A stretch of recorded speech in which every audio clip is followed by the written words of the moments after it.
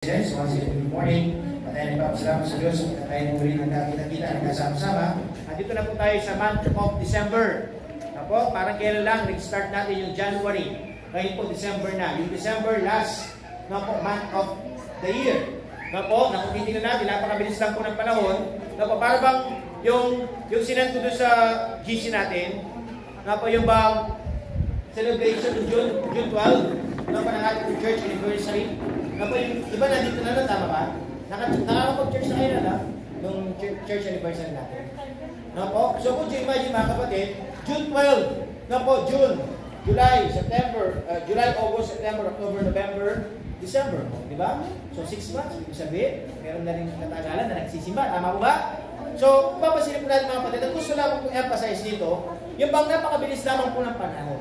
Na kung titignan mga kapatid, nandito na tayo sa month of December. Nasabi ng Diyos, tignan mo yung kadakilaan na ginagawa ng Diyos sa inyong buhay. Tignan mo mga kapatid, na hanggang ngayon, bagamat may pagsubok, may kapaguran, may karamdaman, but still ikaw ay nakakapagpatuloy sa buhay. Kaya nga sabi ng Diyos mga kapatid, dito po sa ating pag-aaral, pansinin po natin. Lagi po sinasabi sa inyo, ang Diyos ay nagtatawag. Nagtatawag po siya ng mga tao maglilingkod.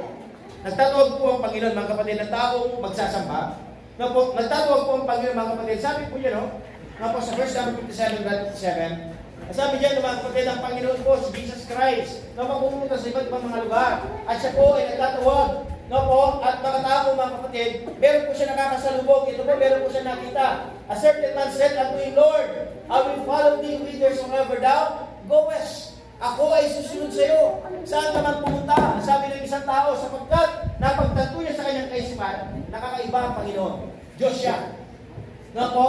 So, verse number 58, sabi po dyan, verse number 58, and Jesus said unto him, foxes have holes, and birds of the air have nests, but the Son of Man hath not where to lay his head. Sige, gusto mo sumunod sa akin, sabi ng Panginoon, pero lalahanin mo, yung mga foxes, may holes sila, may tahanan sila. Yung mga ibon, meron sila mga nest. Pero ako, sabi ng Panginoon, wala akong tahanan. Pupunta ako kung ano ang kalooban ng Ama. Wala akong sabihin natin na lugar na higaan. Pero sabi ng Panginoon, kung gusto mo sumunod ka. Anong sinabi ng Panginoon dito? Na ang Panginoon mga kapatid, sinasabi niya sa mga tao, na nagsabi sa kanya, na susunod sa kanya, wala akong pwedeng ipangako sa iyo, sumunod ka. Ang gusto kasi ng Panginoon dito, dapat maging tunay ka. Gaya ng inawit ni Brother Marvin. Diba? Totoo. Sapagkat ang Diyos ay totoo. Na huwag kang maghanap ng mga material na bagay. Huwag kang maghanap ng maraming buhay. Kung hindi ikaw ay talagang maglingkod sa Panginoon, kung magkakaroon ka man ng mga bagay na yun, mga consolation prize lang. Pero sabi ng Diyos, ang maging sentro ng iyong buhay ay ang Panginoon. Pangalawa po mga kapatid, verse 59. Meron naman pong tao nagsabi, Jesus said unto another, follow me. But he said, Lord, suffer me first to go and bury my father. Meron naman sinabi ng Panginoon, tara, dito ka, sundan mo ako. Sundan mo ako. Pero sabi niya, Lord, sige, susunod ako. Kaya lang, hayaan mo munang ilibing ko yung tatay ko. So, sabi ng Panginoon sa verse number 60, and Jesus said unto him, let the dead bury their dead, but go thou and preach the kingdom of God. Sige, pumunta ka. Hayaan mo na yung mga patay ay ilibing ang kapwa mga patay. Pero sabi ng Diyos, pumunta ka at ipangaral mo ako sa kanila. Kaya nga tayo, pag may namamatayan, tayo po ay nag-preach. Tayo po nagkakaroon ng funeral service. Hindi tayo nag-funeral service para sa namatay. Nag-funeral service tayo para sa mga buhay. Para yung mga buhay, masumpungan nila yung Panginoon. Masumpungan nila yung pag-asa. Masumpungan nila yung kaligtasan. Sa verse number 61, and another also said, Lord, I will follow thee, but let me first go bid them farewell, which are at my home, at my house. Nang sabi dito mga kapatid, sige Panginoon, susunod din ako sa iyo. Yan lang, hayaan mo lang ako magpaalam. Yan lang, hayaan mo lang ako yung kasi tawag, dispedida, magpapakain na ako. Magpapaalam ako sa tahanan ko. Kaya nga sabi ng Panginoon mga kapatid sa verse number 62, and Jesus said unto him, ito na po ang ating pinaka-key verse sa verse number 62. And Jesus said unto him, no man having put his hand to the floor, and looking back is fit for the kingdom of God. Walang sino mang tao na kung nasabi din mga kapatid ng Panginoon ang umawak sa isang pag-araro. Alam niyo ba yung pag-araro? Di po ba? Minsan nag-aararo? na kapag umawak ka daw ng araro, walang sino man ng tao, habang nag-aararo siya, titingin siya sa likuran. Na po, nang sabi ng Diyos, kagaya po yan, na siya ay sabi natin na bumabalik sa kanyang dating ginagawa, ay hindi siya fit sa karya ng Panginoon. Na hindi siya karapat dapat na maglingkod sa Diyos. Ang nais po kasi ng Panginoon, maglingkod ka na may katotohanan. Huwag ka dapat bumalik sa masamang gawain. Inalis na tayo ng Panginoon. Sabi ng Panginoon, nilinis na tayo ng Diyos. Kaya dapat ang sabi ng Panginoon, dapat magpakalinis ka. Dapat maglingkod ka. Binago ka na ng Panginoon. Dapat magbabago ka. Huwag yung babalik ka ulit. Huwag mo lilingunin. Diba? Yung lilingunin mo yung dati mong ginagawa. Bibisyo mo na ako. Sabi ng Diyos, mag-focus ka lang sa akin. Tinawag na kita. Ang sabi ng Diyos, nakapakinig ka na ng aking salita. No, po kaya sabi ng Panginoon, kailangan mo lang gawin, magtuloy-tuloy ka lang. Di mo ba sa mga nag-aaral, ang galing ng mga nag-aaral mo, yung mga ginagawa nila straight, yung line, hindi naman sila gumagamit ng ruler. Tama? Pero, bakit kaya straight? Kasi nandun yung focus nila eh. Tama ba? Habang inahawakan nila yung pag-aaral mga kapatid, nandun tinitignan talaga nila kung tama yung ginagawa nila. Di ba kapag ikaw tumitingin sa likuran, no, po siguro, liku-liku na yan. Pangitignan. No po? Kaya nga minsan, kung titignan natin sila, yung mga farmer, para sila nagko-computer eh. Tapos titignan nyo pa yung mga palay, kapag tinanim nila, parang tuloy-tuloy lang din. Di ba? Kaya ang galing. Bakit nangyayari mga kapatid? Kasi nandun yung focus. Nandun yung tamang palingin. Nandun yung tamang pananaw. Kaya sabi ng Diyos mga kapatid, ang pag-aaralan po natin sa message nito, why you should not quit in this church. Maraming tao ang nakakalungkot na hindi nila na ipagpapatuloy ang kanilang paglilingkod. Tama ba? Ang tanong mga kapatid kayo, gusto nyo bang ipagpatuloy ang inyong paglilingkod sa Diyos? Ang pamahina. Sa mga men, walang nag-iimin na. Gusto nyo bang ipagpatuloy ang inyong paglilingkod sa Panginoon? O baka dumating din yung time, isa rin kayo sa alis. Kaya sabi niya mga kapatid, why you should not quit in this church? Bakit ka dapat hindi mag-quit sa simbahan? Sabi ko sa inyo mga kapatid, nakakalungkot, marami ng tao ang aming nakilala. Sabi ko po sa inyo mga kapatid, kung kami lahat yung mga nakilala po namin, itong simbahan na ito, kulang pa. Dahil ang dami na namin naabutan. Bansan ko sa inyo mga kapatid, nung una okay. Ganyan naman yung tao eh, pag una magaling eh. Pag una okay, tama? Pero habang tumatagal, diba? Minsan may mga side comments na. Minsan may nasasabi ng hindi maganda. Minsan, no po, nasa buhay nila, tinatamad na. Pag una, masigasig. No po, pero sabi ng Diyos, mga kapatid, dapat kung ikaw talagay maglilingkod sa Panginoon, dapat tuloy-tuloy. Amen po ba? Amen. Pangit yung putol-putol, pangit yung umiiwas, pangit yung mga kapatid yung aalis ka someday. Pero sabi ng Diyos, kung ikaw talaga ay totoo, mananatili ka. Kasi nga, mga kapatid, ang totoo, ang tawag po doon, dalisay. Ang tawag po doon, kapag totoo, di ba, authentic? Na po, pag sinabi natin totoo, genuine. Pag sinabi natin genuine, talagang leather yan. Talagang totoo. Meron naman tinatawag yung bang fake lang. No po, yung bang synthetic. Di ba? Yung bang ano lang, plastic lang. No po, yung bang marupok lang. Kaya sabi ng Diyos, kapatid, dapat ikaw, bilang isang mananampalataya, ilagay mo sa iyong kaisipan, kung ang Diyos ang tumawag sa iyo, dapat manatili ka. Dapat magpatuloy ka. Dumating yung time, mga kapatid, na mahirapan ka. Dumating man yung time na dumaras ka ng pagsubok problema. Dumating man yung time, magkaroon ka ng karamdaman, dapat huwag tayo mag-iba sa Panginoon. Amen po ba? Amen. Minsan ang tao, nagkaroon lang ng karamdaman, nag-iba na sa Diyos. Yung ba nagmakul, nagmukmok, bakit pa sabi ko, ba't di na lang sa iba? Diba? Ang tanong, pwede ba natin turuan ng Diyos? Diba hindi? Ano kailangan gawin ng tao? Kailangan niya tanggapin kung ano ang binigay ng Panginoon. Diba? At take note, minsan, no po, tayo din naman yung may kasalanan. Tama ba? Pero lagi natin tandaan, bagamat magkaganon man, huwag ka dapat sumuko. Huwag mo dapat tanggalin ng Diyos. Huwag ka dapat umalis sa iyong paglilingkod. Dapat nga, mas lalo ka pa magsumikap na maglingkod sa Panginoon. No po, nang sa ganun ikaw ay pakinggan ng Diyos. Nang sa ganun ng Panginoon, mga kapatid, no po, bigyan ka ng kagalingan, bigyan ka pa ng pagkakataon. Bakit? Kasi nakikita niya ikaw ay nagiging karapat dapat na maglingkod sa Kanya. Kaya sabi ko ng ating pinag-aralan mga kapatid, why you should not quit in this church? Bakit kailangan hindi ka huminto? Bakit kailangan na hindi ka sabihin natin na tumigil sa iyong pananampalataya? Kaya sabi po dito mga kapatid, sa point number 1 natin, point number 1, sabi po dyan, because life is less complicated today than it is ever before for you. for the rest of your life. Dati ang buhay natin complicated. Dati ang buhay natin magulo. Dati ang buhay natin mga kapatid, nandoon yung hindi mo sukat maisip. Pero ang sabi ng Diyos ngayon, na ikaw ay naglilingkod na, ngayon ikaw ay nakakapakinig na, ngayon ikaw ay nananalangin na, natuto ka na magsimba ngayon, ang sabi ng Diyos, nakikita mo mayroong pagkakaiba.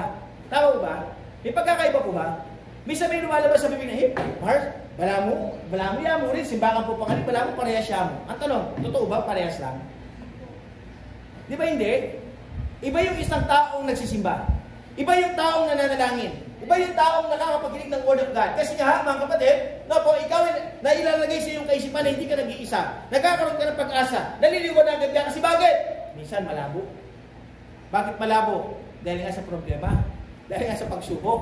Dahil nga sa mga misal sa buhay mo na hindi mo na naiintindihan. Bakit nangyayari minsan kasi nandoon, umigira lang katigasan ng ulo. Kaya sabi ng Diyos, mga kapatid, hey, huwag ka na dapat umalis. Huwag ka na dapat bumalik sa dati mong buhay. Bakit? Kasi sabi ng Diyos, nilinis na kita. Di ba? Kaya sabi ng Diyos, huwag ka ulit magdumi. Hindi naman tayo kagaya ng isang aso. Di ba? Na bagamat nakakadiri. Di ba yung ugali ng aso? Sinukan niya na, kinain niya na, kakainin niya. Ganun ba tayo? Dapat hindi, amen? Huwag tayo mabugaling baboy.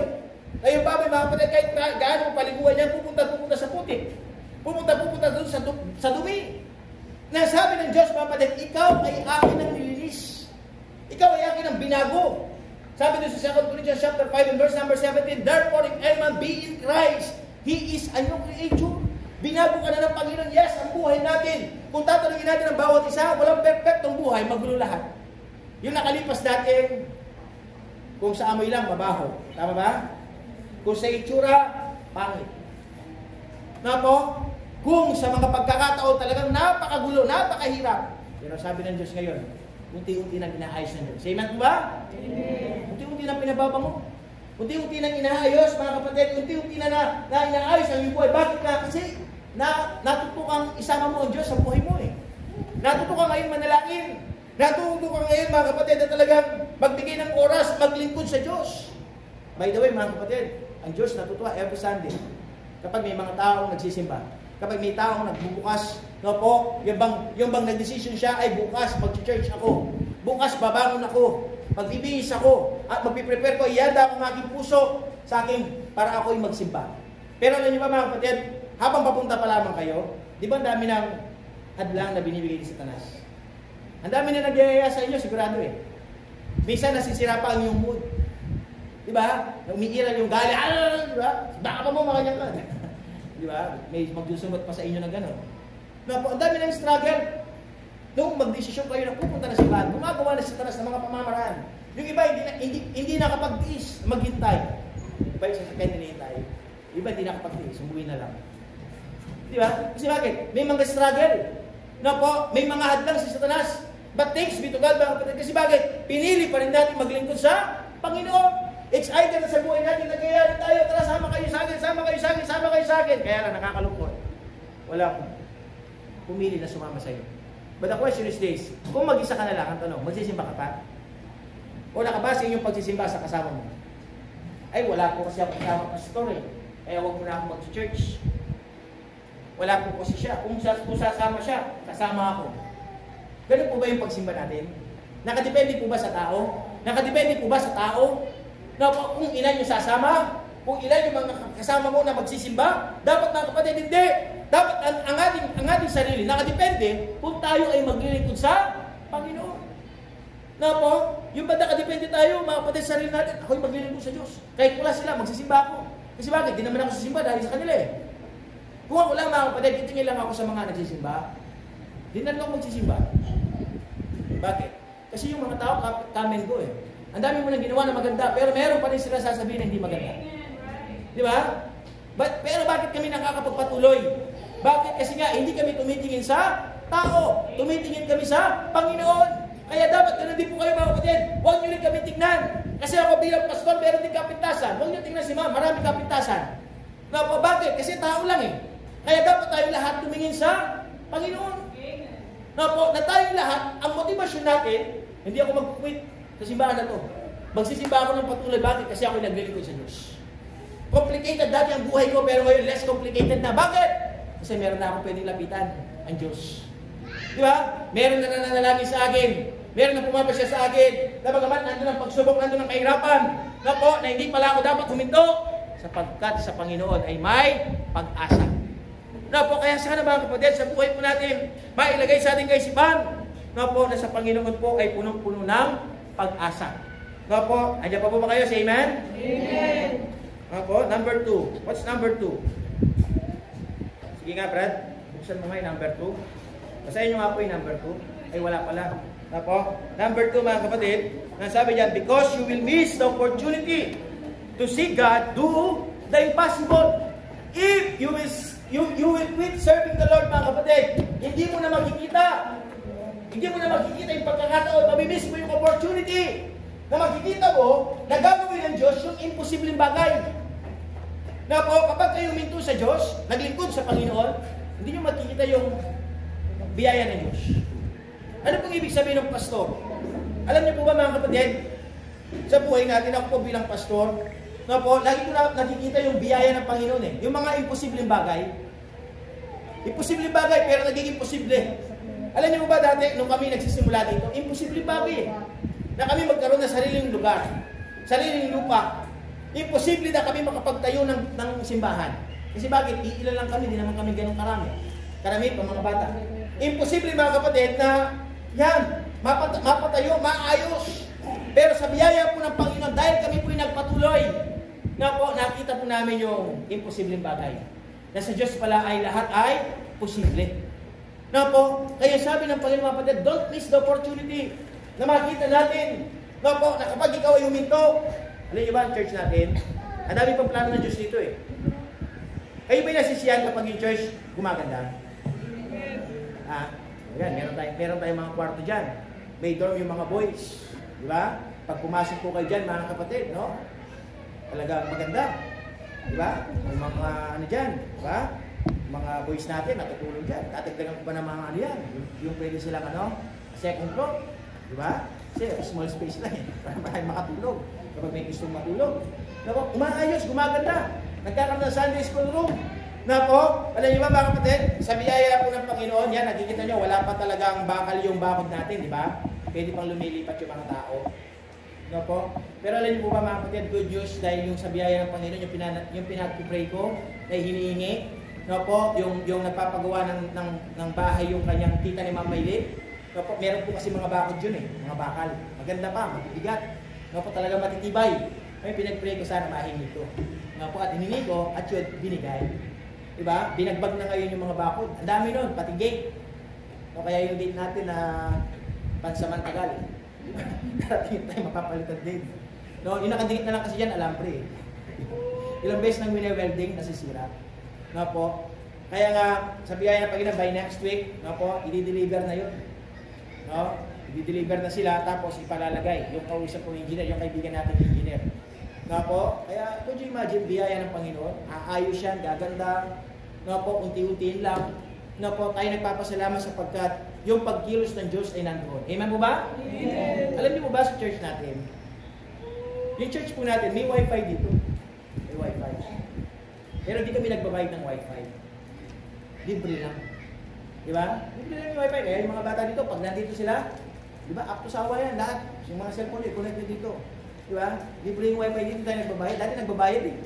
Diba? 1,500 a month. Pero kung imagine, nakaibigan na natin yung nagpapa-wifi. Tapos, ang ginawa, sige pastor, kapag meron pong nag-connect dyan na tatlo, diba? Libre na po yung wifi niyo. Diba? Kaya libre na yung wifi namin. No po, libre yung wifi natin dito. Ganun din yung tubig, ganun yung mineral water dito. Libre lang din. No po, kaya yung mga yan dito, mineral talaga eh. No po, kasi yung tubig dito, mineral. No po, libre lang. Na po, kung imagine babayad ka lagi-lagi, sabihin mo lang 6 na galon. Di ba? Every second day. No? May gastos din, tama? Pero kung imagine yung biyaya ng Panginoon, pasinin niyo po yung biyaya, yung gusto po yung pasasin ng mga patid, imposibleng bagay, pero nagiging posible sa Diyos. Na po, na hindi natin pinabayaran. Anong ibig sabihin, ang Diyos ay nag-provide. Nagkakalubang Panginoon. Bakit? Kasi nga, tayo ay nagpapatuloy. Kung tayo hinto, pero tayo mararanasan na gano'n? Wala. No po, di ba kayo nagpapasalamat? Minsan yan. Di ba? May mga relief kayo natatanggap. Tama ba? Bakit? Kasi niya, biyaya na Panginoon. Napabiyaya lang lahat ng Diyos yan. May sasakyan tayo na ginagamit, biyaya din ng Panginoon. Na po, ang tanong, mayaman ba si pastor? Hindi po. May suporta ba sa ibang bansa? Wala po. Na po, bakit natin napagtatagumpay ng mga bagay nito? Lahat po dahil sa tulong ng Panginoon. Sapagkat sabi po ng Diyos, mga kapatid, in the book of Luke chapter 1 and verse number 37. Basahin nyo nga po ito. Itaas mo lang, Brad, itaas mo. Luke chapter 1 verse 37. Ano po na sinasabi dyan? Basahin nyo nga, ready, begin? For with God, nothing shall be impossible. Could you imagine po sa Diyos, sa Panginoon, walang bagay na imposible. Lahat ay posible. Unti-unti, mga kapatid, inaayos. Alam niyo po ba yung pulpit na ito? Yung pulpit na ito. Na po, kung bibili natin ito, nasa 50,000 ito. Na po, pero ginawa lang ni tatay ni Mama Ilin, binili lang natin materials. Na po, gumaganda, umaayos. Bakit? Kasi sa Panginoon, posible. Na po, yung mga ilaw, mga spotlight, binigay lang. Could you imagine? Bakit nga? Kasi ang Diyos pwede siya gumamit. Diba nga dati, binigyan ko yung mga ilaw. Could you imagine? Ang dami pong mga ilaw dyan eh. Na po, kaya sabi ko, yung mga hindi pa nabigyan, diba? Kamukha si Nanay Maribel, di pa nabigyan ng ilaw. Sino pa ba dinabigyan? Nabigyan na kay Lata, ha? O, sino? Ginamit ko ba yung binigay ko? Ginamit nyo, kala ko tinapon nyo. O, gumana, siyempre, chinek yan eh. Diba, bago binigay? Chinek. Diba? So, ang gusto lamang pong yan pa sa sino mga kapatid, yung Diyos, nagpo-provide. Ang kailangan lang natin gawin, magpatuloy, amen? Patuloy lang tayo. Diba, nung nakaraan, nakatanggap ko yung nakakap. Nasa totoo lang, hindi naman talaga sa atin yun. Baka akala nyo, si pastor, yung binigay nyo sa akin yun ha, hindi po kay pastor yun. Amen po ba? Baka sasabihin nyo, yung kalooban nyo, kasi ganito yung kahirapan natin eh. Kapag hawak mo na yung pera, ang hirap ilat ko. Diba? Kapag wala pa, okay. Ay, opo, sige, okay lang, okay. Pero pag hawak ko na. Diba? Tapos bisa sabihin, pastor talaga na eh. Alam niyo mga kapatid ako rin. Ako rin, mga kapatid, 1,000 rin ako. At ang nangyari pa, pinagkarga ko pa ng gas. Kasi galing pa kami doon. Tapos meron pa akong dalawang machine, dalawang kasama machine. Diba? Meron pa akong dalawang kasama, pinagmakdo ko pa yan. Diba? Kasi nakakaya sa kanila, gutom sila eh. No po? Pero kailangan kasing kunin, kasi nga nakapangalan. No po? Pero maraming salamat sa Diyos. Kasi bakit? Meron tayong pinagkatiwalang Diyos na pagamat ganun halaga lang, pero binigyan tayo. Amen? At yung kalakip yung iba po doon, yan po yung, di ba sinabi po sa inyo yung iba, iyahan natin sa Sunday School room. Na po, tigpa 500 pesos. Na po, nilaan natin dyan. Kaya bakit? Bakit tayo nagpapagawa? Wala naman kayong sabihin natin na inire-raise ng money. Kasi nga, nag-iisip tayo ng pamamaraan, paano tayo makapag-raise? Na po, hindi mayaman si pastor. Lahat ng bagay niya, mga kapatid, pinapanalangin. Kamukha po yung mga kapatid, nakita niyo po ba yan? Tingin po nga po kayo dyan. Ay, pira, Anthony, Diba? Meron po siya laging, meron siya bagong pwesto. Diba? At anong, hinihingi lang ba yan? Hindi. Diba? Buti na lang andyan si Brother Emerson. Diba? Brother Emerson, no? Siyang gumawa niyan. Diba? Dati, nananahi. Ano pa kasi ginawa niya? Ha? Nag-electrical. Diba? Iba-iba kasi yan eh. Ngayon, karpintero naman. Diba? No? Pinapraktisan. Yan lang, kung papansin mo sa dulo, kulang yung sukat. Hindi nagtumba. No? Pero ang kagandahan doon, ginamit. Could you imagine, dumating yung time si Brother Emerson, huminto sa kanyang paglilingkod. At ano, meron ba may lalabas na ganyan? Meron ba magagawang ganyan? Wala. Kasi bakit? Umalis eh. Pero tayo nagpapatuloy, anong ginagamit? Anong nangyari mga kapatid? Nagkaroon ng puso na gumawa. No, po, nagkaroon ng puso na meron dapat siyang ayusin para sa Panginoon. No, po, kaya nga yung mga kapatid, if you quit, mga kapatid, you will miss the opportunity to see God do the impossible. Imposibleng bagay yan. Wala naman siya kakainan, hindi mo naman siya barudong. Pero dahil nagkaroon siya ng puso, ay, ako yung puto, pastor. Para umayos yung mga sound system, para ma-secure yung mga mic. No? Bumili pa ng mga gamit yan. No po? Pero wala rin siyang pera. Funds. Nananalangin lang sa Panginoon. Bigyan po ako ng mga trabaho, bigyan po ako ng mga sideline. Could you imagine? Ang inuuna niya lagi kapag meron siya, gawain ng Diyos. Amen yun, amen? Bakit? Kasi ibig sabihin, iniisip natin, ano yung pwede natin gawin? O sooner or later, aayusin pa yung sound system natin, yung mga mic natin, yung speaker natin, ibabalik natin dito, titingnan kung talagang gaganda para mas lalong gumanda yung boses ni Brother Marvin. Di ba? Would you imagine ang lakas ng loob na umawit? Tunay, nadakila, di ba? Ang Diyos natutuwa. Na po, minsan nung pag-isip ko, kala ko sino yung may asong tumatahol eh. Di ba? Siya pala, kumakanta. Di ba? Yung katabi niya naman, si Mark, tulog na tulog. Di ba? Pero siya talagang kumakanta, nagpa-practice. Would you imagine? Imposibleng bagay yun eh. Dati hindi naman marunong kumanta to eh. Pero ngayon nagagamit para sa Panginoon. Amen? Tingnan niyo po yung mga bata. Yung mga bata, hindi naman talaga nagpa-practice yan. Pero, pansinin nyo, kapag kumakanta, napapasunod sila. Oh, yes. Diba? Kasi yung mga bata, ganyan eh. Kahit hindi naman marunong magpasayaw eh. Pagtigil sa kapatid ako, oh, yes. Oh, yes. Kasi napapakinggan. Diba yung nagdadala sa mga bata? Wala ba silang kapo, pero nakakakanta sila. Kasi magaling mag-pick up yan. Magaling mag-pick up yan. Na po, ano ibig sabihin? Imposibleng bagay, pero sa Diyos, posible. Kasi bakit? May pusong kumanta, may pusong magpagamit. Kaya sabi ng Diyos, Amen, sa buhay natin, patuloy ka lang sa iyong pagsamba. Lumapit ka sa Diyos, may pagpapakumbaba, at kumuha ng mga bagay-bagay. Kasi bakit? Gagawa ang Diyos ng imposibleng bagay para sa inyo. Ay, hindi mo makita yung darating yung time, aayusin ng Diyos ang inyong buhay, itataas ng Diyos. Na po, at gagawin niya mga kapatid, aayusin niya. Na bagamat yung tao, dinidegrade ka, ay, wala, hindi na magpapagay, wala pag-asa yan. Mga kapatid, gawin nyo lamang kung maging kayo sa Diyos. Maging tapat kayo sa Panginoon, ang Diyos, iaangat niya ang inyong buhay. Nadarating yung time, yung mga tao nagbabas sa inyo, yung mga tao nagbubu sa inyo, yung mga tao dinadaw ka,